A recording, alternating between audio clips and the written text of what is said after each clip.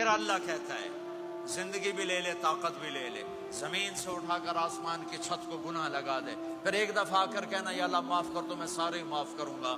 تو میرے اللہ کو معاف کرنا پسند ہے، توبہ کرنا پسند ہے۔ میں ان ساری مسورات سے بھی درخواست کرتا ہوں، آپ سے بھی درخواست کرتا ہوں، آج تک جو ہم نے کیا، یا اللہ میری توبہ، آئندہ تیری مان کے چلوں گا۔ اس کی نیت کرتے ہو سارے بھائی بہن؟ کرتے ہو تو میرے ساتھ کہو ایک دفعہ یا اللہ میری توبہ، پھر کہو یا اللہ میری توبہ، پھر کہو یا اللہ میری توبہ۔ اتنا سا کام اگر مسورات نے آپ نے دل سے کہا ہے تو رب ذوالجلال کی قسم سارے گناہ معاف ہو گئے، سب معاف ہو گئے، سب معاف ہو گئے۔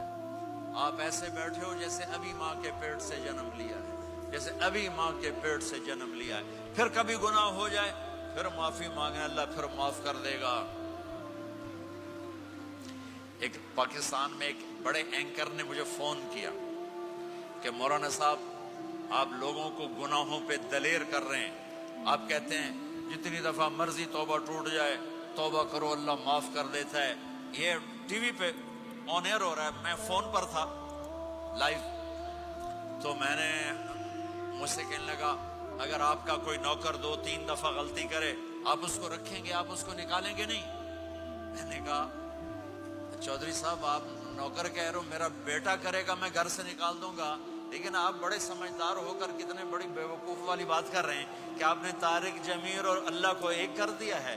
کہاں اللہ کی رحیم ذات اور کہاں انسان قصوروار۔ ارے میرا تو ظرف اتنا ہے کہ میں تو بیٹے کی نافرمانی بھی برداشت نہیں کروں گا، نکال دوں گا، وہ اللہ ہے۔